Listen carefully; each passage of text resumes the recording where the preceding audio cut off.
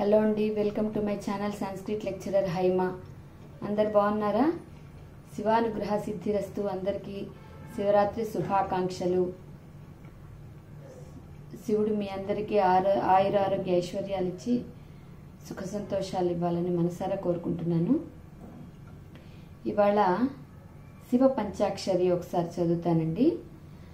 నాగేంద్రహారాయ త్రిలోచనాయ భస్మాంగరాగాయ మహేశ్వరాయ నిత్యాయ శుద్ధాయ దిగంబరాయ తస్మై నకారాయ నమః శివాయ మందాకినీ సలిల చందన చర్చితాయ నందీశ్వర ప్రమథనాథ మహేశ్వరాయ మందార పుష్ప బహు పుష్ప సుపూజితాయ తస్మై మకారాయ నమః శివాయ శివాయ గౌరీ వదనారవింద సూర్యాయ దక్షాధ్వర నాసకాయ శ్రీనీలకంఠాయ వృషధ్వజాయ తస్మై శికారాయ నమః శివాయ వశిష్ఠ కుంభోద్భవ గౌతమాది మునీంద్రదేవార్చిత శేఖరాయ చంద్రార్క వైశ్వానరలోచనాయ తస్మై వకారాయ నమః శివాయ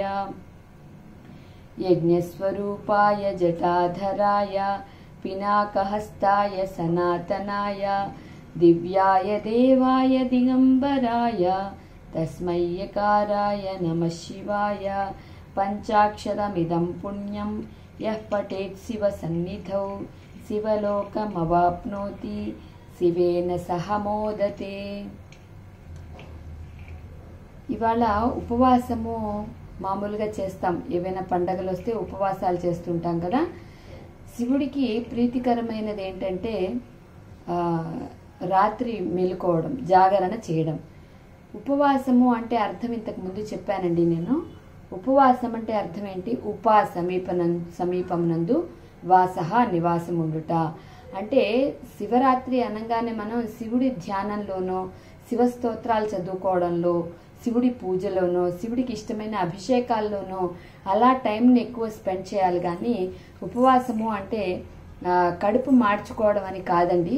కాబట్టి చక్కగా మీకు ఆకలిస్తే తినండి. ఇప్పుడు అందరూ షుగర్ వ్యాధి గ్రస్తులైనారు కాబట్టి మీరు అన్నం మానేసి పూజలు చేయాల్సిన పని లేదండి. చక్కగా పూజ చేసుకోండి, కాస్త ఏమైనా అల్పాహారం తీసుకోండి. తీసుకుని చక్కగా శివ ధ్యానంలో, శివుడికి చేసే అభిషేకాలలో, అలా శివాలయాలకు వెళ్ళడంలో అలా టైం స్పెండ్ చేయండి. కానీ ఆరోగ్యాన్ని పాడు చేసుకోవద్దు. అన్నాలు తినండి, చక్కగా పూజలు చేసుకోండి. శివ సాన్నిధ్యంలో టైంని స్పెండ్ చేయడానికి, సమయం అంతా గడపడానికి ట్రై చేయండి. అందరి మీద శివానుగ్రహం మెండుగా ఉండాలని మనసారా కోరుకుంటూ మరొకసారి శివరాత్రి శుభాకాంక్షలు. Thank you one and all.